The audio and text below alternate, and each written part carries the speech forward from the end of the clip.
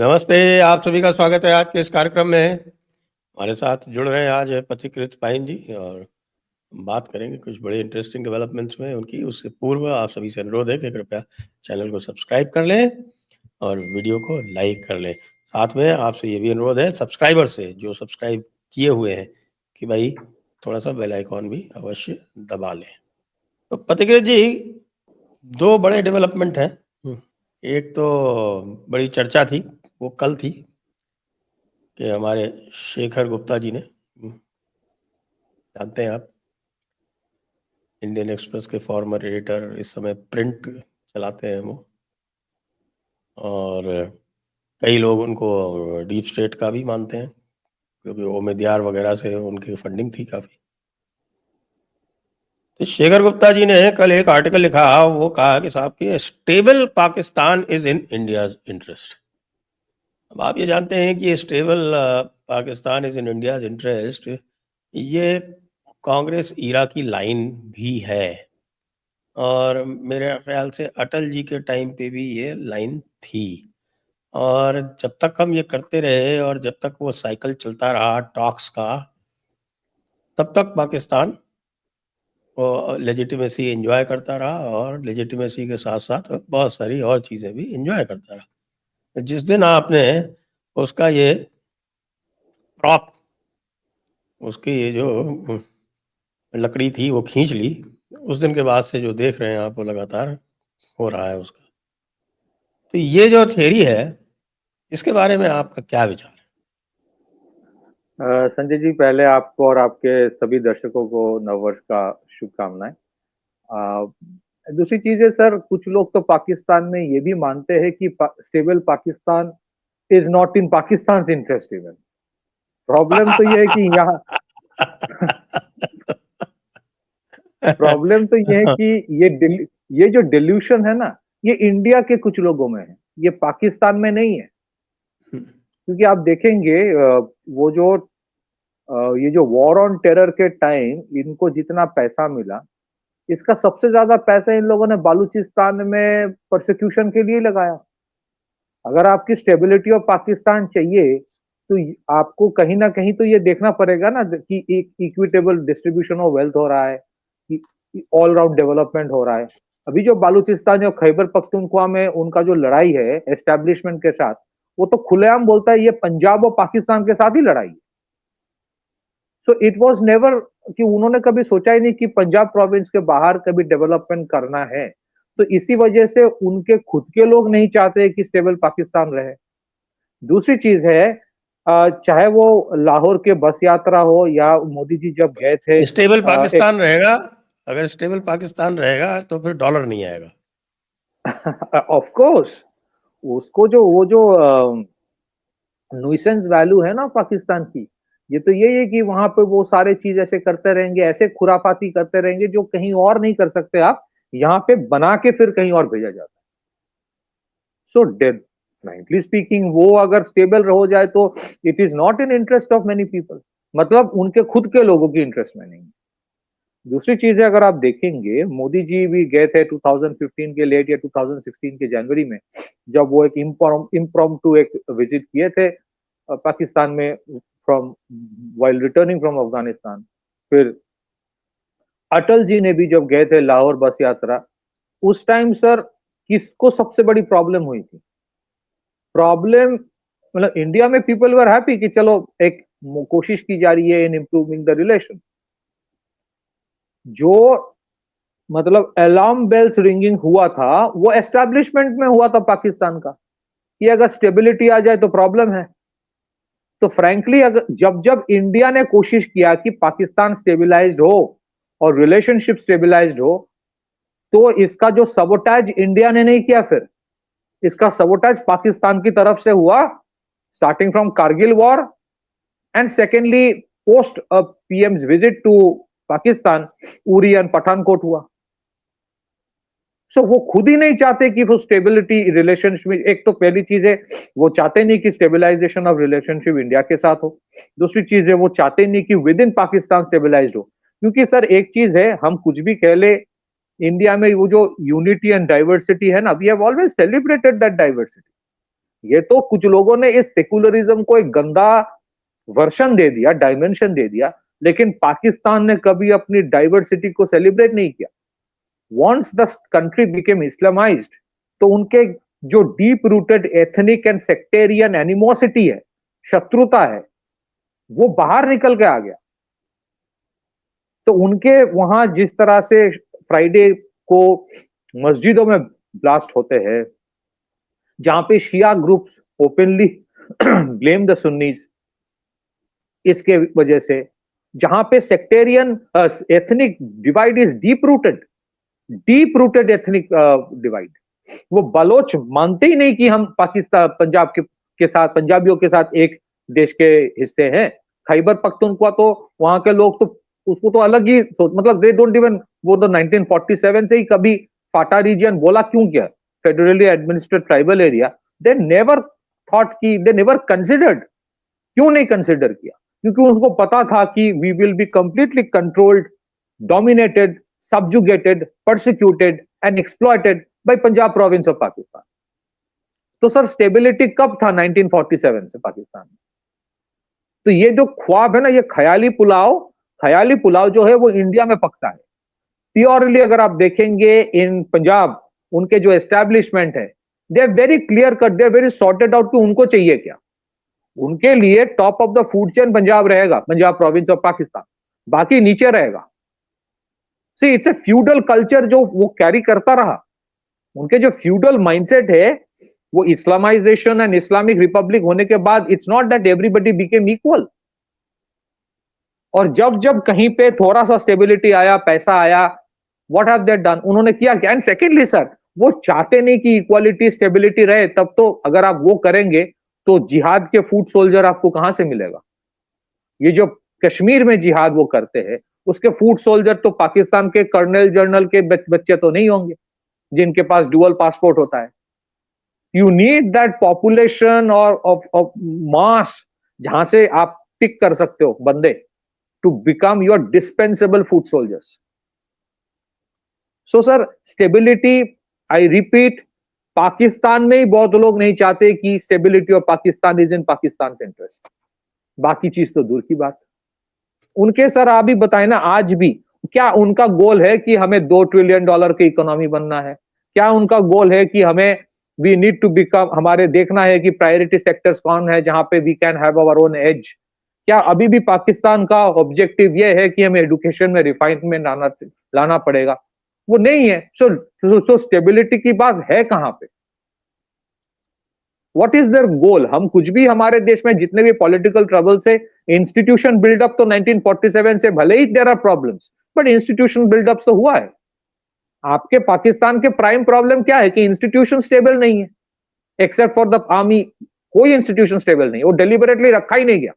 तो जिस देश में इंस्टीट्यूशंस को स्टेबल नहीं किया गया, उसको इम्यून नहीं किया गया, तो उस देश में सर स्टेबिलिटी कहां से आएगा? और वो स्टेबल होगा क्यों अगर नहीं होता है? तो इसका एक्चुअल रीजन उनके खुद के लोग हैं। और जब जब दे हैव बीन, और ये तो ट्रेंड है, जब जब पाकिस्तान अंदरूनी प्रॉब्लम्स में उलझे हुए रहे, तब इंडिया के ऊपर टेरर अटैक्स का इंसिडेंस कम होता रहा। It is the clear statistics. इस पे कोई शेखर गुप्ता कोई कुछ नहीं बोल सकता कि नहीं नहीं, आई कैन डिफाई दैट। जब जब पाकिस्तान अपने ही प्रॉब्लम में उलझता रहा, तब उनकी फोकस कश्मीर से जाता रहा। फैक्ट। एंड मोमेंट उनकी स्टेबिलिटी थोड़ी आ गई, तब वो उनका हो, ऐसा नहीं है कि नाउ वी आर स्टेबल तो हमें पाकिस्तान हिंदुस्तान के साथ रिश्ता बेहतर करना, नहीं कि अब तो हमें कश्मीर लेना है, अब तो हमें कहीं और करना है कुछ। सो स्टैटिस्टिक्स बताता है, number 1, stable Pakistan means more terrorism in India. Statistics बताता है नंबर 2, पाकिस्तान के खुद के लोग नहीं चाहते कि पाकिस्तान स्टेबलाइज्ड हो। बाकी जो ख्याली पुलाव कुछ बनाते रहते हैं हमारे एडिटर्स और डीप स्टेट वाले, वो बनाते रहेंगे, बिकॉज उन्हीं से उनका खर्चा पानी चलता था, अमन की आशा और तमाशा जो भी है। आपने कहा डीप स्टेट वाले, तो ये डीप स्टेट वाला आपने क्यों कहा? नहीं तो ये तो सर आप भी बोल रहे थे डीप स्टेट, तो मैं भी नहीं बोला कि इनके, तो सर आप बताइए ना, व्हाट हैव दे डन इनके। फ्रैंकली मैं खुद मतलब मैं लटियंस के पार्ट हूं नहीं, but I stay very near to the Lutyens area, so I know the culture, I know the culture.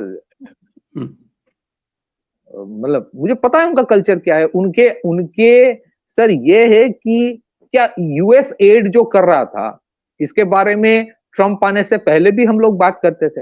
ये लटियंस के लोग हैं, क्या 20 साल से उनको पता नहीं था कि यूएस एड का अल्टीमेट ऑब्जेक्टिव क्या है?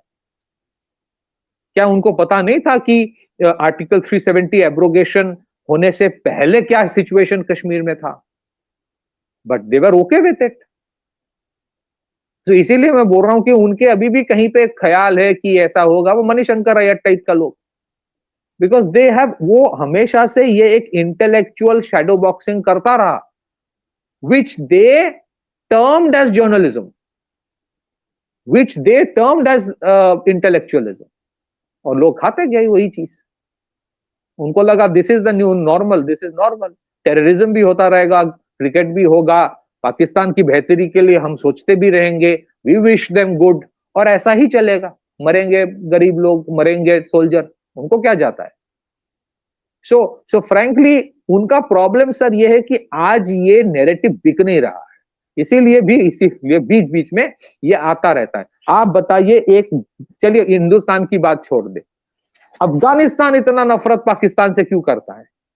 अगर हमारे यहाँ के जो सीजन एडिटर्स रह चुके हैं बड़े बड़े न्यूज़पेपर में, वो अगर ये नहीं समझ पाते कि Afghanistan why does it have so deep rooted hatred for Pakistan, तब तो मतलब they don't understand the genetic aspect of Pakistan, they don't know where the fault is. तो जिस देश के फॉल्ट के बारे में आप पता नहीं आपको, उस देश की स्टेबिलिटी के बारे में आप ज्ञान दे रहे हो। So this is where the core problem is. मैंने अभी अभी एक ट्वीट किया है कि stable Pakistan is in the interest of Indian ecosystem. Exactly इससे बेहतर कितना बढ़िया चलता था। देखिए वो गुलाम नबी फाये जो थे, वो यहाँ से कितने लोगों को बुलाया करता था, और वो पूरा रैकेट उसने चलाया, सालों चलाया। ये तो मोदी सरकार के आने के बाद वो एक्सपोज हुआ, और उसके बाद वो थोड़ा वो बंद हुआ। अब उसके खिलाफ लीगल एक्शन वगैरह हो रहा है। और आप ये याद कीजिए कि अमन की आशा, तो आपने स्वयं अभी नाम लिया था, अमन की आशा स्कैंडल के बारे में कुछ बताएंगे लोगों को? शायद हमारे जो नए युवा वर्ग वाले हैं उनको जरा अमन की आशा के बारे में बताइए। मुझे सर सबसे बड़ी, मतलब मुझे नाराजगी सबसे ज्यादा जिस चीज का होता है ना सर, जब 26/11 हुआ था, तो मुझे पता है सर 26/11 के बाद जितने सारे वहां पे फोर्सेस थे जो वहां पे ऑपरेट कर रहे थे, यहाँ तक भी जितने बहुत सारे जर्नलिस्ट, उनका पोस्ट ट्रोमैटिक स्ट्रेस डिसऑर्डर का ट्रीटमेंट हुआ था सर। बिकॉज आप देख, यू वोंट बिलीव, ताज के अंदर जब 3rd डे का ऑपरेशन चल रहा था, तो आपके एंकल डीप ब्लड था। It was like a soft pudding, वो almost dried blood, and there was stench. उस सिचुएशन में स्पेशल फोर्सेस जाके, एनएसजी जाके ऑपरेट किया, और they did what had to be done. उसके बाद सर जब Mumbai was coming back to normalcy, तो उसको फिर नैरेटिव तैयार किया गया कि spirit of Mumbai, spirit of India, देखो हम फिर से वापस आ गए। अरे वो वापस आ रहे हैं because they have no option, उनको खाने के लिए नौकरी करना पड़ता है। इट डजंट मीन कि देखो हम इतने महान हैं, तुम कुछ भी टेररिज्म कर लो, हमें हमारे ऊपर फर्क नहीं पड़ेगा, हम फिर भी बोलते रहेंगे अमन की आशा और पाकिस्तान के साथ रिश्ता बेहतर हो। ये सर ये नैरेटिव था। ये 2006 में जब वो लश्कर तैयबा ने ब्लास्ट करवाया था लोकल ट्रेन में मुंबई के, the next to next day जब वही ट्रेन में लोग जा रहे थे, उसका नैरेटिव ये लटियंस वाले मीडिया दे रहा था, स्पिरिट ऑफ मुंबई। अरे स्पिरिट ऑफ मुंबई नहीं, और इतने सारे स्पिरिट ऑफ मुंबई कहने वाले जर्नलिस्ट होते थे ना, सारे बैठे रहते थे दिल्ली में, इनको पता ही नहीं था, इनको पता, जस्ट सॉरी, इनको पता ही नहीं होता था कि मुंबई में आपके लिए ऑप्शन नहीं है, आपको लोकल ट्रेन में ही जाना पड़ेगा। ऐसा नहीं कि मैं अपने स्पिरिट दिखाने के लिए जा रहा हूं कि आई एम सो पावरफुल। वो डरे डरे जा रहे थे। इसी का नैरेटिव बना गया अमन की आशा कि हम टूटने वाले नहीं है, हम अपने रास्ते से हटने वाले नहीं है, हम अभी भी पीस की बात करेंगे, चाहे टेररिस्ट कुछ भी कर ले, because terror has no religion, terror has no nationality. ये नैरेटिव था सर, जी ये नैरेटिव था, बिल्कुल सही एंड बात दिस है। इज मैं वेयर देख द रहा हूँ एंगर वाज। कि एक इनके ट्वीट के रिस्पांस में, इनके आर्टिकल के जो इन्होंने ट्वीट किया था उसके रिस्पांस में किसी ने बड़ा अच्छा लिखा है, if our neighbours very raison d'être is terror, violence and religious fundamentalism fanned by a rogue army and they have no intention whatsoever of changing their policies toward us, then who is the real Absolutely. fool? We are the real fools, sir. We are the real fools. They are very clear they don't want India to survive.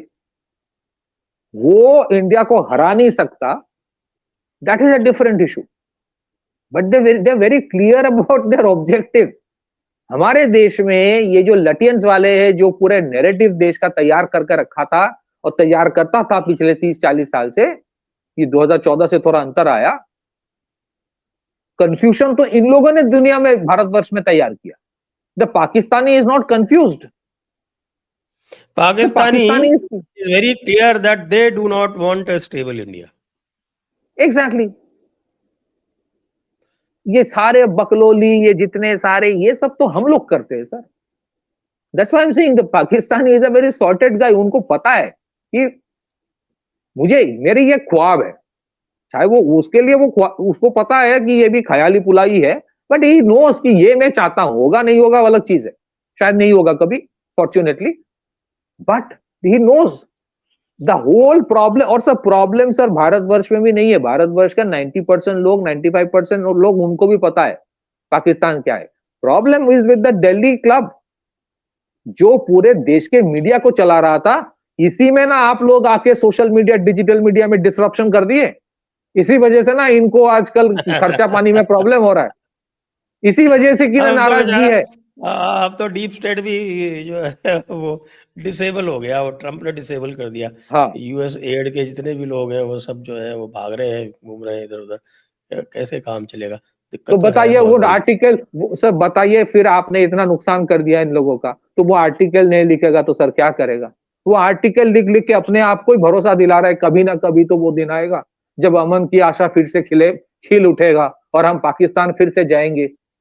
ये उनका, ये ये ऐसा अमन ही की होता। आशा में ये पाकिस्तानी आंटियों का क्या रोल हुआ करता था? हमारे तारिक फतेह साहब, स्वर्गीय तारिक फतेह, भगवान उनकी आत्मा को शांति दे, वो कहते थे कि ये अमन की आशा में ये आंटियां क्या कर रही हैं? सर अमन की आशा की जो पार्टीज होती थी दिल्ली में, आपके बहुत कॉन्टैक्ट्स है, आप उनसे कभी पूछ लीजिएगा। जो पार्टी अरेंज किया जाता था, वो वहां क्या क्या होता था, किस तरह की बातें होती थी, क्या क्या चीजें डिस्कस होती थी और क्या क्या होता था। सो अमन की आशा वो जो नैरेटिव के ऊपर पार्टीज होता था, interest was in the parties.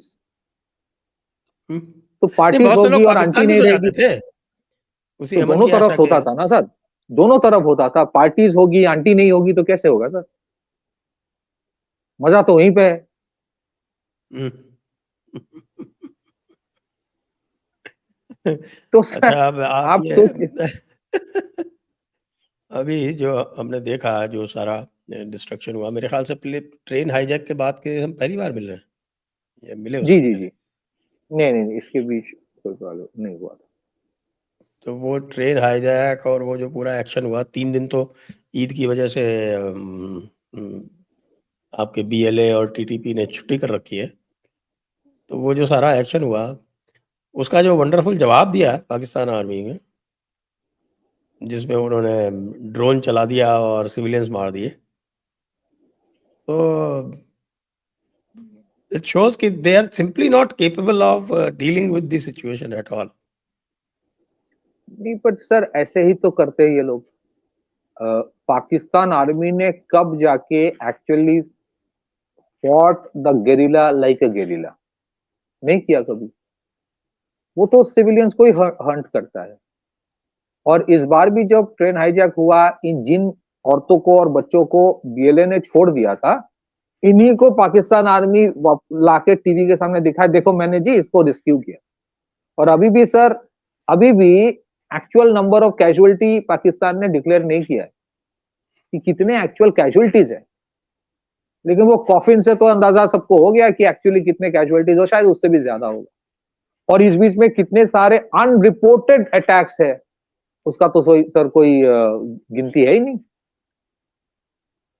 So Pakistan is the, आपको पता है 1980s में कोबरा हेलीकॉप्टर जो पाकिस्तान को अमेरिका ने दिया था, they use the cobra helicopters on Balochistan. उन्होंने टैंक्स और इन्फेंट्री कॉम्बैट व्हीकल से जाके कुचल देना, जिसको कहते हैं ना मास, एन मास कुचल देना, ये किया इन लोगों ने।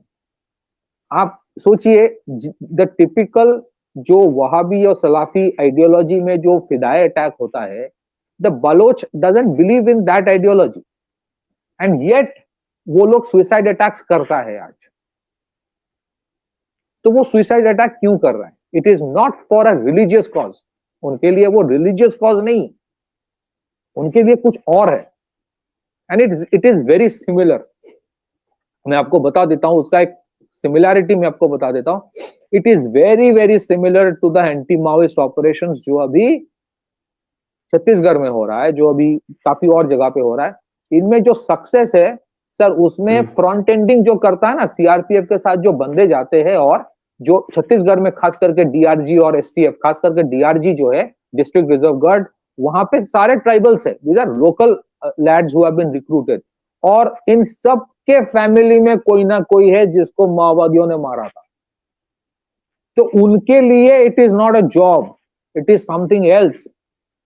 They go for the vengeance. It's a revenge. They go, और so similarly बालूचिस्तान में ऐसा कोई फैमिली नहीं है जिसका माँ या बाप या चाचा या चाची या कजिन मारा नहीं गया। सो उसके लिए जब वो, when for them this cause is something else, तो उसको पता है कि ऐसे ही मारेगा, ड्रोन से, कभी हेलीकॉप्टर से, कभी टैंक से, कभी फाइटर प्लेन से। एंड इसके लिए they are okay for such kind of suicide attack, जहां पे लड़कियां भी कर रही है। And so that is why it is almost lost case for them. And क्योंकि सर उनके पास अभी पैसा वैसा तो छोड़ दीजिए, उसका फंडिंग का प्रॉब्लम तो है। They do not have that, वो जो होता है ना, जो that conviction to go out and fight, वो आज कहीं पे आई फील द एस्टैब्लिशमेंट या उनके जो लोग हैं कहीं पे दैट इज लैकिंग, दैट मैं जाके लड़के मैं पाकिस्तान के लिए लड़ूंगा। सर वो नहीं हो रहा है। The Baloch again is very clear, मैं बलोचिस्तान के लिए लड़ रहा हूं। उसके खिलाफ जो लड़ने जा रहा है वो तो सैलरी मिलता है उसको। और ऐसा मैं ये नहीं बोल रहा हूं कि जो आर्मी में है वो सिर्फ सैलरी के लिए जाता है। आज फॉर दैट एवरेज पाकिस्तानी गाय या रेंजर्स, क्योंकि उसको लगता है कि यार मेरे को तो छोड़ के गया यहाँ पे, मुझे तो सपोर्ट सिस्टम नहीं मिल रहा है, मुझे तो लॉजिस्टिकल सपोर्ट नहीं मिल रहा है, आई am not getting the logistical support, I am not getting the support system. और बिना सपोर्ट सिस्टम में मुझे अगर बालूचिस्तान के साथ, वो बालोच लिबरेशन आर्मी के साथ लड़ने को बोला जाए, तो मैं कोशिश करूंगा, जब जब पॉसिबल नहीं होगा मैं सरेंडर कर दूंगा। मैं क्या करूं? So that is where the problem is. There is a problem with the will, जो आज नहीं है, शायद इसीलिए भी नहीं है बिकॉज वो पहले जो बेशुमार पैसा हुआ करता था जो अमेरिका से आता था, अमेरिका साइलेंट होता था, कुछ नहीं बोलता था, and they used to get मारता था। आज तो अमेरिका ने, अगर आप देखेंगे जिस वजह से अब अभी ना लग रहा है कि अफगानिस्तान में जो हथियार अफगानिस्तान में अमेरिका छोड़ के गया था, वही हथियार बालूचिस्तान में आ रहा है। They are fighting the war against Pakistan army with the weapons the Americans left behind in Afghanistan. So हथियार है उनके पास, आज हथियार भी है और विल पावर तो था ही। Now they are, Pakistan is finding it difficult to counter. ऐसा लगता है कि अमेरिका जो है वो इनकी बैंड बजाना चाहता है, और उसके लिए बीएलए और टीटीपी ये सब जो है वो बड़े हैंडी हो रहे हैं उसके लिए। उसको अगर बलूचिस्तान में एक्सेस मिल जाए और पोर्ट मिल जाए, तो आपके ग्वादर में बेस मिल जाए, तो उसके लिए कोई दिक्कत नहीं है। Main reason according to me, इनका जिस दिन से इन्होंने चाइना को बलूचिस्तान का एक तरह से आउटसोर्स किया, उस दिन से इन्होंने अमेरिका की हॉस्टिलिटी बाई कर ली, एक बात। और अभी अभी आपने देखा होगा, बात हुई थी कि साहब की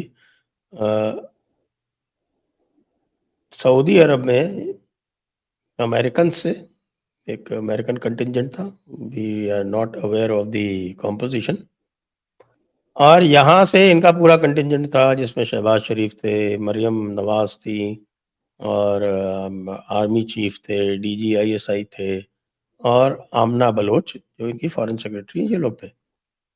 और इनसे डिमांड की गई in relation to India terrorism बंद कीजिए, इन रिलेशन टू चाइना ये आप सीपेक ख़त्म कीजिए, इन रिलेशन टू ईरान के आप ईरान के साथ न्यूट्रल नहीं रह सकते, और इन रिलेशन टू अफ़गानिस्तान के साहब आप इनसे बातचीत करके ठीक ठाक कीजिए, क्यों आप इनसे पंगा ले रहे हैं। ये सब चीज़ें जो है वो उनसे डिमांड की गई। तो द वेरी फैक्ट इस तरह की मीटिंग में ये लोग बैठे जाके, व्हाट डज इट शो कि ये जो है वो चाइना और अमेरिका के बीच में they are in danger of falling between two stools.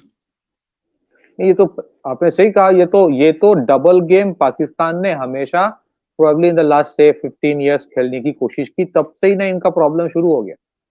और दूसरी चीज है, बालूचिस्तान में या खैबर पख्तूनख्वा में जिस तरह के ऑपरेशंस पाकिस्तान आर्मी ने किया, वो इसीलिए पहले कर पाया क्योंकि 1980s ऑनवर्ड्स अमेरिका का पूरा सपोर्ट था कि I will turn a blind eye कि तुम क्या क्या कर रहे हो, but you have to serve my interest.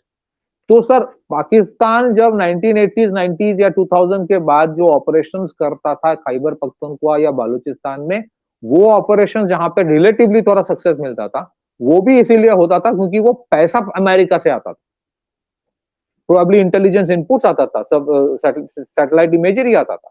आज अमेरिका ने सब कुछ टैक्टिकली बंद कर दिया। एक देयर आर टू रीजंस कि मैं नहीं समझता, मतलब फ्रॉम द अमेरिकन पर्सपेक्टिव कि पाकिस्तान की न्यूसेंस वैल्यू तो था, लेकिन इट इज उसका शेल्फ लाइफ ओवर हो गया है, उसका शेल्फ लाइफ ओवर हो गया। एंड सर ये आप there is a study bye Ashley Tellis.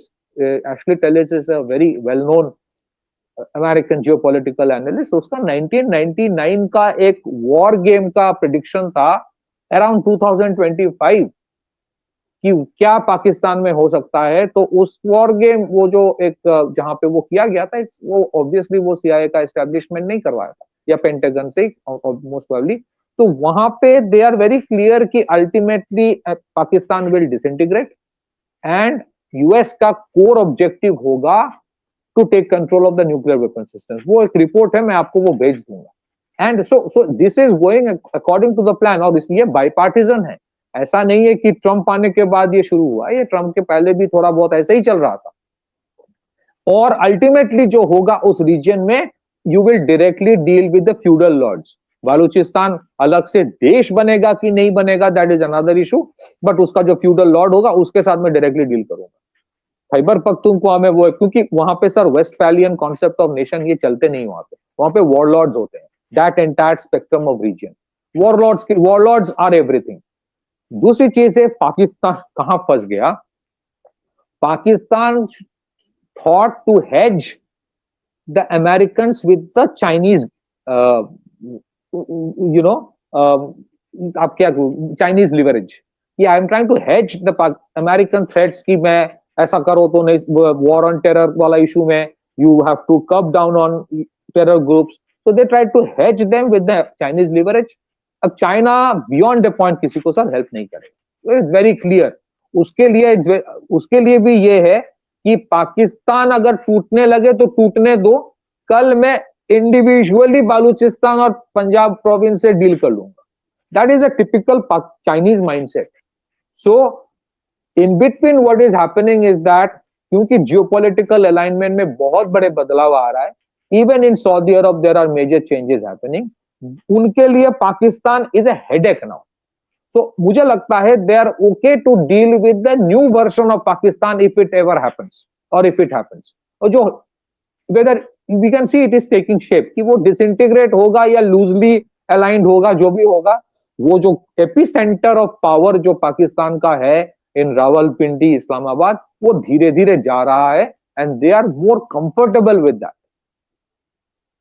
हाँ, इसके बीच में चाइना का पूरा हाथ वहां से चला जाएगा कि नहीं जाएगा, इट इज डिफिकल्ट टू से, but Trump has a clear cut objective कि मुझे तो ऐसा ही चाहिए। So using they're asking the Saudis to fall in line, और सऊदीज के लिए प्रॉब्लम इज ईरान, ईरान के लिए भी प्रॉब्लम इज पाकिस्तान। बाइडेन कहीं पे थोड़ा शायद उनका प्लान था कि अगर ईरान के साथ कुछ हो प्रॉब्लम तो आई विल यूज पाकिस्तान, में मुझे नहीं लगता कि अभी ईरान के साथ जैसे अभी थ्रेट मार रहा है ट्रंप की अभी विल बॉम्ब ईरान अगर वो फॉल इन लाइन नहीं करता है और न्यूक्लियर इशू। ऐसा नहीं है कि ट्रंप ये सोच रहा है या ट्रंप एडमिनिस्ट्रेशन ये सोच रहा है कि अगर मैं ईरान के साथ कोई लड़ाई में जाऊंगा तो Pakistan will be my ally in that. Pakistan ready है, पाकिस्तान का हमेशा ऐसा ही गेम होता है कि भाई ईरान में कुछ हो जाए मैं आ जाता हूं आपके लिए लड़ने, बस आप मेरा ख्याल रख लीजिए। But I think the Americans are moving away from that game. वहीं पे the nuisance value of Pakistan is going down, क्योंकि वो भरोसा वॉशिंगटन का जो पाकिस्तान के ऊपर था कि ये this is my vassal state and nuisance काम करने के लिए है, वो आज नहीं है, बिकॉज इनको पता चल गया ये कभी ना कभी चाइना का इस्तेमाल करेगा मेरे खिलाफ। और सर ये तो क्लियर है ना, ये जब वॉर ऑन टेरर हो रहा था, जब नेटो का ऑपरेशन अफगानिस्तान में होता था, तालिबान को नेटो कॉन्वॉय के बारे में, अमेरिकन कॉन्वॉय के बारे में इंफॉर्मेशन भी तालिबान को, अलकायदा को पाकिस्तान से ही जाता था। वो पाकिस्तान से कॉन्वॉय निकल के अफगानिस्तान जा रहा है और वो खबर मिल रहा है to the Talibanis and the al Qaeda about this convoy from the establishment in Pakistan. इसी वजह से ना 2018 में ट्रंप ने बोल दिया कि all we have got in return for that $33 billion in aid is lies and deceit. ये डिसीट शब्द इस्तेमाल एक प्रेसिडेंट ऑफ यूनाइटेड स्टेट्स जब करता है, मतलब उनमें the establishment in America feels betrayed by Pakistan. और पाकिस्तान का सर ये है, पाकिस्तान ने तालिबान को बिट्रे किया, अमेरिका के साथ जाके बॉम्बिंग करने में राजी हो गया, वही तालिबान जिसको पाकिस्तान ने तैयार किया। पाकिस्तान ने अमेरिका को बिट्रे किया, इसके बारे में इंफॉर्मेशन देता रहा अफगानिस्तान और अलकायदा को। और कहीं ना कहीं even Chinese feel that the Pakistanis have betrayed us. इन्होंने कभी ये नहीं बोला था कि बालूचिस्तान इनके संभालने के बाहर औकात नहीं है इनकी। तो चाइनीज आर ट्रैप्ड नाउ। तो चाइना जो सिक्योरिटी गाइस बंदे भेज रहा है अभी, it is for a defensive purpose, not for offensive purpose. कोई ऑफेंसिव पर्पस के लिए नहीं। लेकिन अब चाइना ने ये तो एक तरह से अपने लिए भी मुसीबत और ले ली कि अब उनके ऊपर अटैक हो गए तो चाइनीज विल डाई। और चाइनीज की भी कैपेसिटी यूएस की तरह बॉडी बैग्स की बहुत लो है, ये मैं देख रहा हूँ। 100% नहीं है। Mentally they can't sustain a mental war. वो लड़ाई के, मतलब आई एम नॉट सेइंग कि चाइना में कोई स्पेशल फोर्स नहीं है, उसकी कैपेसिटी नहीं है, वो नहीं है। ये जो डिफेंसिव जो भेजा डिफेंसिव फॉर्मेशंस, एक 360 डिग्री जो कॉन्फ्लिक्ट होता है ना, 365 days and 360 degree 24/7 conflict situation, बहुत मुश्किल है सर कि कहीं पे भी कहीं से भी अटैक हो सकता है। इसी वजह से मैं हमेशा सीआरपीएफ को बहुत रेस्पेक्ट करता हूं, क्योंकि वो जिस तरह की एनवायरनमेंट में एंटी माओइस्ट ऑपरेशन करते हैं, इट्स नॉट इजी। हालांकि उनको कभी वो दर्जा नहीं मिला जो आर्मी को मिलता है, but it is not easy. So ये even for the Chinese it's not easy कि वो 360 डिग्री 365 डेज 24/7 में लड़ाई के लिए तैयार हो। सर वो दे विल केव इन, इसी वहीं पे फ्रैक्ट्रिसाइड सुइसाइड शुरू हो जाता है, और वो होगा इवन विद द चाइनीज। क्योंकि बीएलए के पास सर खोने को क्या है सर, कुछ नहीं है। वो अटैक शूट एंड शूट करेगा, वो अटैक करेगा, यूनिफॉर्म चेंज करेगा, नॉर्मल ड्रेस पहन के फिर खेती करने लगेगा, आप पकड़ ही नहीं पाओगे उसको। आपके कितने भी टेक्निकल सर्वेलेंस हो, you can not fight in that terrain. मीलों तक कुछ आपको मिलेगा नहीं, बंजर है सब, और कहीं पीछे खड़ा है कोई बंदूक लेके, एक मार दिया। फिर आईडी आके वहां लगा के चला जाता है सर, 300-400 किलोमीटर के रोड में, उसके ऊपर पाकिस्तान आर्मी का कॉन्वॉय जाता है, ब्लास्ट होता है। तो रोड ओपनिंग पार्टी कहां होगा वहां पे सर? एक बंजर जगह पे रोड ओपनिंग पार्टी हो नहीं सकती। बलोचिस्तान में तो they can't move. So the ground is controlled by the Baloch. मैं तो ये मजाक कर रहा था कि भाई बड़ा अच्छी अर्निंग अपॉर्चुनिटी है तालिबान के पास में, कि भाई क्वेटा के सारे रास्ते बंद हैं। किसी भी तरह से ये पाकिस्तानी पहुंच नहीं सकते, तो अफगानिस्तान को for a fee they should offer कि भाई आप ऐसा करो, काबुल कंधार होके चमन के रास्ते चले जाओ क्वेटा, हम आपको सिक्योरिटी भी दे देंगे तो नहीं सर, आप वो पैसे डॉलर दो हमको, लेकिन जो डॉलर लेता है सबसे, चाहे वो भीख में चाहे ब्लैकमेल से, they perfected the art of blackmail, वो देगा कैसे, ये प्रश्न है। नहीं तो सर एक चीज है, लेकिन वो पाकिस्तानी अगर जब भाया जाएगा ना अफगानिस्तान, तब तो वो देवबंदी सलाफी वाला लड़ाई शुरू हो जाएगा। फिर वो तो दूसरी लड़ाई, वो तो परमानेंट है। ये आईएसआईएस वर्सेस तालिबान का लड़ाई क्या है? देवबंदी वर्सेस सलाफी वाला लड़ाई है। तो वो द मोमेंट द पाकिस्तानी गाय, अगर आप बोल रहे हो हाइपोथेटिकली वाया अफगानिस्तान जाए, वो अफगानिस्तान में घुसते ही वो तो इसका दुश्मन बन गया। बोले तुम बाद में बालूचिस्तान जाओ, पहले मेरे से लड़ लो। तो they are betrayed everybody. That's why I am saying ना कि स्टेबल पाकिस्तान जो है ना, वो पाकिस्तान की इंटरेस्ट में ही नहीं था कभी। वो कभी सोचा ही नहीं कि I want to create a stable Pakistan. आज तो सर इंडिया वेदर कभी कभी भी become a little critical, but वो तो साउथ एशिया की स्टेबिलिटी की बात कर रहा है कि साउथ एशिया की स्टेबिलिटी आएगा तब जाके हमारी। साउथ एशिया मतलब पाकिस्तान को छोड़ के, इसी वजह से बिम्स्टेक बनाया गया था। इसी वजह से बिम्स्टेक बनाया गया था कि I want to include everybody. But ये पाकिस्तान का सोच था ही नहीं कभी। तो इसी वजह से तो दे आर इन्होंने इतनी नफरत बोके रखी है सर, हर जगह नफरत। अब बूमेरांग के ऊपर आ रहा है। सेक्टेरियन, एथनिक, प्रोविंशियल फाइट्स, फिर within the army there are divisions. Politics तो सर, पॉलिटिकल पार्टी तो छोड़ ही दीजिए। Where not, they have betrayed the Americans, the Chinese, the Afghans. किसको उन्होंने बिट्रे नहीं किया? फिर वो जो बाहर जिसने प्राइम मिनिस्टर बना या उनके हेड ऑफ स्टेट बने, वो भी स्टेट को बिट्रे किया, इतना पैसा लेकर बाहर चला गया। So they have all earned out of Pakistan. They have never tried to stabilize Pakistan. ये पाकिस्तानी समझता है, लटियंस दिल्ली नहीं समझता। तो यही पे प्रॉब्लम है। इसी वजह से आर्टिकल्स आता रहता है सर। आपने भी बिम्स्टेक की चर्चा की। बिम्स्टेक का हेडक्वार्टर ढाका में है, और यूनुस चाचा जो है वो चाइना घूम रहे हैं, और मैंने उनका नाम चाचा से ची ची कर दिया, क्योंकि वो चाइना के जो भी चमचे होते हैं उनको ची ची बोला जाता है। तो वो जो यूनुस चींची जो हैं, वो वहाँ बैठ के कह रहे हैं कि साहब कि ये सेवन सिस्टर्स जो हैं, इनका सी एक्सेस नहीं है, as if they don't belong to India, और इंडिया के पास पोर्ट नहीं है।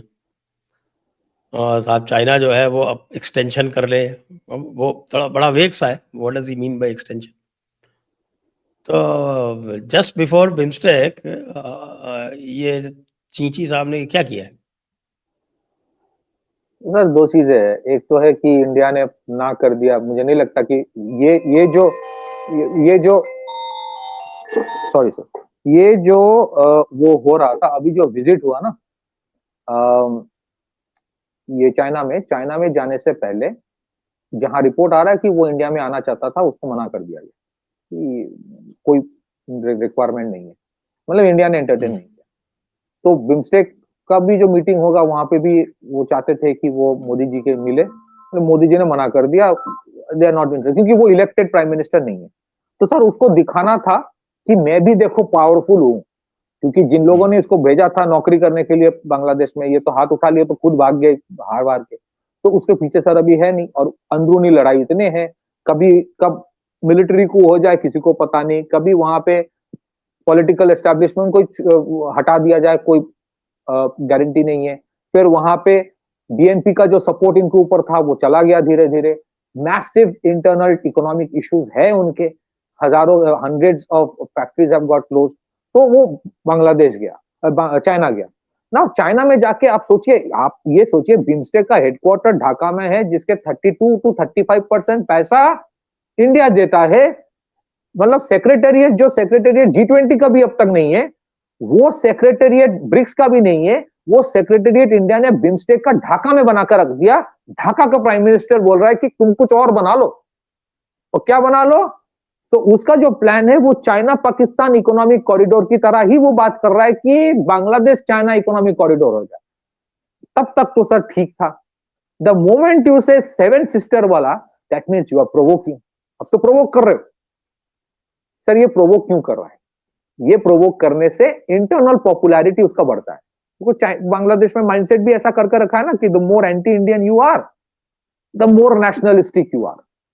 हो सकता है इसमें सम क्वार्टर्स ये भी बोल सकता है, या फिर बांग्लादेश में ये भी परसेप्शन है कि इंडिया ने अब तक तो कुछ किया नहीं, अभी भी नहीं करेगा। ये परसेप्शन है कि 5 अगस्त से अभी तक तो कुछ किया नहीं, तो अभी भी नहीं करेगा, तो मैं बोल देता हूं। और सर चाइना के लिए क्या है? चाइना के लिए, चाइना एज ए कंट्री वो क्या करता है? वो ऐसे ही देशों में इन्वेस्ट करता है, डील करता है जहां पे पॉलिटिकल स्टेबिलिटी नहीं है, क्योंकि उसके लिए मैनिपुलेट करना आसान हो जाता है। यूनुस बोलेगा फ्री ट्रेड एग्रीमेंट करने के लिए, वो कर लेगा। फ्री ट्रेड एग्रीमेंट में क्या होगा? Overwhelming supply of Chinese goods into the Bangladesh market, और जिसने फ्री ट्रेड एग्रीमेंट चाइना के साथ किया है उनका पूरा इकोनॉमी खत्म हो जाता है। वो सोच रहा है कि बेल्ट एंड रोड इनिशिएटिव के तहत ये बांग्लादेश चाइना इकोनॉमिक कॉरिडोर बनाएगा। चाइना का कुछ नहीं जाता, चाइना पैसा देगा, चाइनीज इक्विपमेंट आएगा, चाइनीज वर्कर्स आएगा, चाइनीज मटेरियल होगा, सारे ओनरशिप चाइनीज का होगा, लाइबिलिटी बांग्लादेश का होगा, जैसे पाकिस्तान में है। द प्रॉब्लम इज, और ये वो सर बेट दे रहा है, और इसका भी idea I am sure Pakistan से उनको आया था कि सीपीएसी की तरह कुछ बांग्लादेश चाइना इकोनॉमिक कॉरिडोर कर लो, तुम्हारे फायदे में है। But the issue is the moment you add 7 sister to it, तो ये बोल रहे हो कि आप, उसका मतलब बेसिकली क्या कहना चाहता है कि चिटागोंग का पोर्ट है, तुम ले लो चिटागोंग के पोर्ट और वो जगह तुम ही हैंडल करो और तुम्हें एक्सेस मिल जाएगा, और इधर इनका तो कोई सी एक्सेस है नहीं, इसका मतलब है पूरा 7 सिस्टर्स ही तुम्हारा हो जाएगा। सर मैं एक दो चीज भूल गए लेकिन इसमें पहली बात तो यह है, जैसे मैंने शुरू में कहा था कि भाई 7 सिस्टर्स का एक्सेस तो है, हमारे तो रेलवे लाइन हर स्टेट में, अरुणाचल में भी है, नागालैंड में भी है, मेघालय में भी एक ही स्टेशन है लेकिन है। तो भाई गुवाहाटी से सीधे आपकी रेलवे लाइन कलकत्ता जाती है, हल्दिया जाती है, पारादीप जाती है। Nepal is a landlocked country, और नेपाल का जो नोडल पोर्ट है वो पारादीप है, और बड़े आसानी से उनका सारा व्यापार होता है, कोई उनको कभी प्रॉब्लम आती नहीं है। तो ये एक चीज ये भूल गए। दूसरी ये चीज भूल गए कि भाई सिटवे वाला जो कालादान मल्टी मॉडल प्रोजेक्ट है, कालादान, मैं वही बोलने वाला था। कालादान वाला वो भी चालू है। जी। तीसरी तो बात यह है, इसमें मैंने आज एक वीडियो किया, उसमें मैंने ये प्रपोज किया कि भाई अगर इतनी समस्या है तो इंडिया जो है वो जो फेनी के पास में जो चिकन नेक है उसका कंट्रोल ले लेती है, तो चिटगांव कॉक्सेस बाजार जो है वो डायरेक्ट कनेक्ट हो जाएंगे इंडिया से। क्या समस्या है? नहीं, समस्या नहीं है, but only thing I am saying is that कि ये नाउ, मतलब ये इसीलिए शायद कर रहा है कि अभी तक इंडिया कुछ किया नहीं, लेकिन अभी आज जो स्टेटमेंट दिया ना, या कल जो स्टेटमेंट इसने दिया है, इसके बाद भी अगर कोई एक्शन ना हो तो then there will be repercussions. ये तो आप, अच्छा मैं मतलब just for the sake of it मैं आपसे बोल रहा हूं कि मैंने किसी को पूछा था, somebody high up in the hierarchy arm forces में, एस्टैब्लिशमेंट में, कि बांग्लादेश नेवी की कैपेसिटी क्या है, कितना टाइम लगेगा अगर हाइपोथेटिकली एक वॉर गेम किया जाता है, जस्ट फॉर माय अंडरस्टैंडिंग में पूछा था, तो इंडिया के नेवी को कितना टाइम लगेगा? तो सर उन्होंने कहा था 30 मिनट्स टू 45 मिनट्स। नहीं, सीरियसली मैं कोई मजाक नहीं कर रहा हूँ। 30 minutes to 45 minute, 30 to 45 minutes, at most 1 hour लगेगा to take care of Bangladesh navy. ये सर बोला गया है, and I am not joking, ये बोला गया है। और उनके अगर आप बांग्लादेश के न्यूज चैनल्स को देखेंगे ना, वहां पे भी ये बोला जाता है कि इंडिया के लिए कितना टाइम लगेगा, 4 रफाल भेजेगा सब ठंडा हो जाएगा। बात वो नहीं है कि यूनुस अभी, एक्चुअली यूनुस चाहता ही है कि कुछ हो जाए, ठीक है। आप सोचिए, these are deliberately being done, और इसका मतलब ये मैं नहीं बोल रहा हूं कि नहीं इसी वजह से इंडिया को कुछ करना नहीं है, मैं ये नहीं बोल रहा हूं। आई एम सेइंग यूनुस भी चाहता है कुछ हो जाए, क्योंकि उसके लिए एग्जिट कुछ नहीं मिल रहा है, he can't sustain the way, क्योंकि कब वो मिलिट्री को हो जाए, कुछ भी हो जाए, he is looking for something. लेकिन चाइना को बुलाएगा तो ऑब्वियसली देयर आर प्रॉब्लम्स, और सर ये चाइना को बुलाने का मतलब ये नहीं है कि चाइना कल आ जाएगा। आप सोचिए, चाइना को पता है कि चाइना पाकिस्तान इकोनॉमिक कॉरिडोर के वजह से ये पूरा Balochistan has become a headache for me. तो कल को अगर ये सरकार कब तक रहेगा कोई गारंटी नहीं है यूनुस वाला, मैं वहां पे इन्वेस्ट कर दूंगा, कल मेरे इन्वेस्टमेंट का क्या होगा उसका भी कोई गारंटी नहीं। It can become another Balochistan. दूसरी चीज है, यूनुस का सबसे बड़ा प्रॉब्लम ये नहीं है कि अमेरिका सपोर्ट कर रहा है कि नहीं है, चाइना सपोर्ट करेगा कि नहीं, चाइना इन्वेस्ट करेगा कि नहीं। यूनुस का सबसे बड़ा प्रॉब्लम सर ये है कि अभी बांग्लादेश में सैकड़ों companies have close down, hundreds of companies have close down. There is a person called Anant Jalil, वो एक इंडस्ट्रियलिस्ट भी है, एक टेलीविजन एक्टर, फिल्म एक्टर भी है।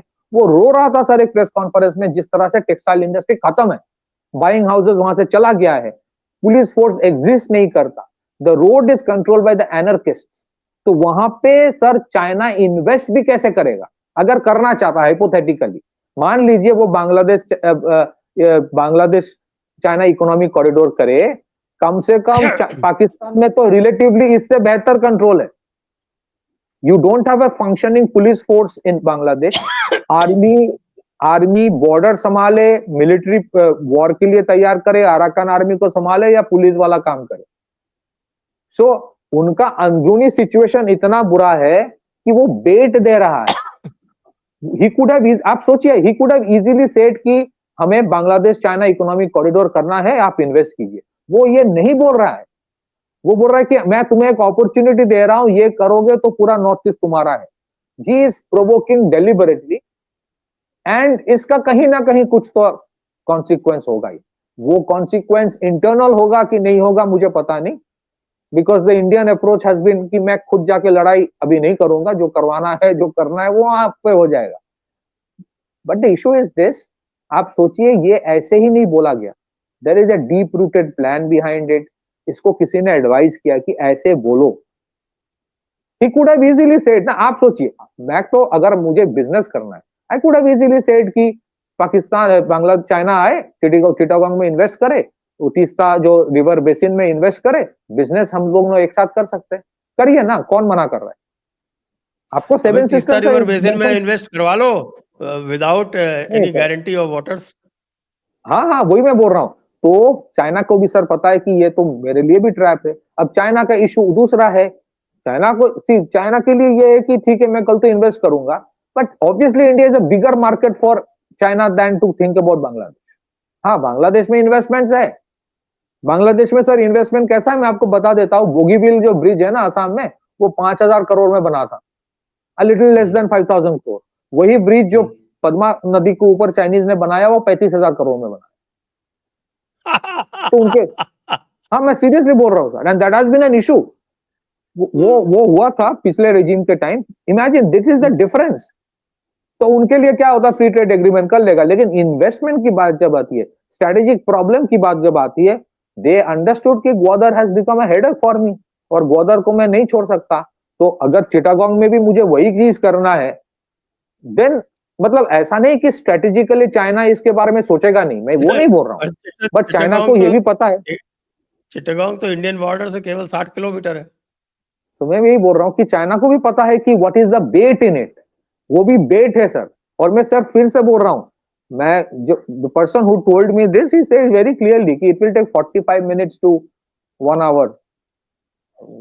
वो और डिटेल्स बोला नहीं मुझे, और मैं वो भी नहीं कि जस्ट 1 आवर टाइम। तो you are provoking, you are deliberately provoking कि भाई इंडिया कुछ करे, क्योंकि तब जाके उसका जो है ना, देखो मैंने कहा था India is a problem, India is a threat, ये वो साबित कर पाएगा। नहीं तो उसकी एग्जिस्टेंशियल इशू है, अभी पॉलिटिकली एग्जिस्टेंशियल इशू है, कभी भी मिलिट्री कू हो सकता है। ये जो वकरुज़्ज़मान के खिलाफ जो एक कू का अटेम्प्ट किया गया था, विल एनीबडी बिलीव कि it was possible without green signalling from Yunus? Possible नहीं है, और वकरुज़्ज़मान को भी ये पता है। तो चलने दीजिए सर, वहां पे वो ऐसे ही चलेगा, and there will be somewhere some time will come when there will be massive bloodshed again in Bangladesh, massive. ये सर, ये ऐसे ही नहीं बोला गया, और ऐसा भी नहीं है कि क्योंकि इंडिया मोदी जी नहीं मिल रहा है उनको बिम्स्टेक में, इसी वजह से ही सेइंग इट। वो चाहते हैं कुछ हो जाए, और कितना बड़ा कोई मतलब I don't know what word, शब्द में क्या शब्द इस्तेमाल करूं, उसका अल्टीमेट ऑब्जेक्टिव है कि बिम्स्टेक को डाउन करो। क्योंकि बिम्स्टेक में जो इंडिया, म्यांमार, थाईलैंड ट्राइलैटरल एक हाईवे बन रहा है 1500 किलोमीटर्स का, कालादान मल्टी मॉडल वो बन रहा है, 14 प्रायोरिटी सेक्टर्स में इन्वेस्ट इंडिया कर रहा है, it is coming up in a better way. क्योंकि यूनुस का ख्वाब है कि सार्क बनाना है, उसका भी ख्वाब है कि सार्क बनाना है, तो इसी वजह से ये सब किया जा रहा है। There are multiple objective. एक तो ऑब्जेक्टिव है कि चाइना को इस चीज में लाओ, किसी तरह चाइना को इन्वॉल्व कर लो इस चीज में, सो मेरे लिए चाइना फिर लड़ लेगा इंडिया से, ये एक ऑब्जेक्टिव है। दूसरा है इतना प्रोवोक करो या ऐसे स्टेटमेंट दो कि इंडिया कुछ कर जाए, then I can prove, look I told you so, कि इंडिया मेरा दोस्त नहीं है। तीसरा है कि बिम्स्टेक कोई डाउन करो। आप सोचिए, मतलब ढाका में जिस ग्रुपिंग का सेक्रेटेरिएट है वो ये चीज बोल रहा है, देन यू कैन अंडरस्टैंड कि क्या है वो लोग। I feel somewhere this country has not आपको इवॉल्व। कितना दिन लगता है ये वकारुज्जमा कब टेक ओवर कर लेगा? नहीं सर, मैं तो चाहता हूं कि अब अभी यूनुस चले सर, लेट अच्छा। वो और भी नहीं, मैं चाहता हूं सर, अगर आप मुझे पूछे, एंड आई फील कि इन द मतलब कैपिटल रीजन ऑफ इंडिया में यही सोचे कि चले, let it continue for a long time, ये और बर्बादी की तरफ ले जाए। हालांकि lot of people in Bangladesh को लगता नहीं कि ये बर्बादी है, उनको लगता है कि यही आबाद होने का यही मतलब होता है कि जो यूनुस कर रहा है। बट इंडियन पर्सपेक्टिव से वो लेट इट, क्योंकि मेरा प्रॉब्लम कहाँ है ना, I am sure lot of people may not like what I will say, eventually if Sheikh Hasina returns and there are election, वो अलग चीज है, लेकिन अभी अगर वो वापस चली जाती है ना, तो वो फिर से वो फील गुड फैक्टर वाला चीज आ जाएगा कि नहीं नहीं, Bangladesh is a very good friend. ये जो हमारा एक रॉन्ग परसेप्शन था कि बांग्लादेश के अंदर सारे हमारे दोस्त थे, वो जो भ्रम टूटा है ना, दैट इज गुड। वो भ्रम टूटा है, that is good for us. और वहां से गंदगी निकलेगी, और भी निकलेगी। मैं ये नहीं बोल रहा हूं कि बांग्लादेश में अच्छे लोग नहीं है, मैं ये नहीं बोल रहा हूं कि बांग्लादेश में डेवलपमेंट, प्रो डेवलपमेंट, तो ऐसा लोग नहीं है, मैं ये नहीं बोल रहा हूं। उनके अंदरूनी इश्यूज है, देयर आर डीपली डिवाइडेड, लेकिन हमारे जो भ्रम था वो भ्रम टूटा लेकिन वहां पे एक प्रो इंडिया लॉबी भी है। है तो प्रो, आपको फिर वो सर डिस्टिंग्विश करना चाहिए ना कि this is pro and this is anti. आपने सोचा कि पूरा देश मेरे फेवर में है। एग्जैक्टली पाकिस्तान में एक भी नहीं मिलेगा आपको, लेकिन यहाँ तो एक प्रो इंडिया सॉलिड एक प्रो इंडिया लॉबी है। हाँ, and a section of Bangladesh is very progressive. उनके, मैं तो as a Bengali I am telling you, जो बंगाली कल्चर है ना, अभी भी वो बांग्लादेश ने बंगाल से भी ज्यादा उसको समेट के रखा है। उनके culture, the way they preserve it, it's better than ours. People may object to what I am saying, but I am saying it on record. उनके जो टेलीविजन सीरीज होता है, हमारे अनफॉर्चुनेटली वी डोंट सी यहाँ पे among the जो हमारे minority, so called minority community है, वो नजरुल इस्लाम की, काजी नजरुल इस्लाम की जो कविताएं है या जो गीत है, या रविंद्रनाथ टैगोर की जो गीत है, उतना चर्चा उस कम्युनिटी में इंडिया में नहीं है, मतलब बंगाल में नहीं है, जितना बांग्लादेश में है। तो they have actually they tried to hold on to the culture, और वहीं पे प्रॉब्लम है, वहीं पे द डिवाइड इज बिटवीन जो भाषा आंदोलन जिन लोगों ने किया था एंड द राजाकार, वहीं से सो इसी वजह से ये सरकार जब आया, it has been very against, मतलब जो यूनुस वाला, it has been very much against Rabindranath Tagore. उसने तो ये भी सोचा था कि नेशनल एंथम बदल देंगे, सारे they are very much against that the cultural aspect of Bengal, जिसमें काजी नजरुल इस्लाम और काजी नजरुल इस्लाम और रविंद्रनाथ टैगोर का बहुत अहम भूमिका था। मुझे कहीं ना कहीं दुख के साथ में बोल रहा हूँ, मैं I see that is diminishing considerably, at least among the minority community of Bengal, आप बोल सकते, उनमें तो है नहीं, हालांकि वो माइनॉरिटी भी है नहीं, बट स्टिल, बट बांग्लादेश ने कहा कि साहब गंदा धर्म है और मैं गंदे धर्म में विश्वास नहीं रखती, व्हाटएवर शी मींस।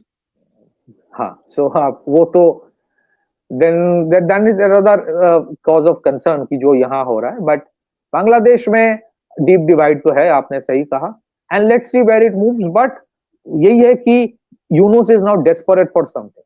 तो वो होगा कि नहीं होगा, बट ऐसा नहीं है कि वो बेवकूफ है और वो डीप स्टेट वाले जो उसको सपोर्ट करने वाले थे वो बंद कर दिया सपोर्ट करना। ये स्टेटमेंट किसी ने दिलवाया उससे, ये स्टेटमेंट किसी ने दिलवाया, ठीक है। मैं ये नहीं बोल रहा कि वो बेवकूफ है, वो खुद नहीं लिख सकता, ऐसा नहीं है, किसी ने दिलवाया, and there is a strategy behind it. Now how India reacts to it beyond a normal condemnation, that we have to wait and watch. Right, आइए आज की चर्चा को अब यहाँ पे विराम देते हैं। आप सभी दर्शकों को बहुत बहुत धन्यवाद, पथिकृत जी को भी बहुत बहुत धन्यवाद। जय हिंद, जय भारत, वंदे मातरम। जय हिंद सर, वंदे मातरम।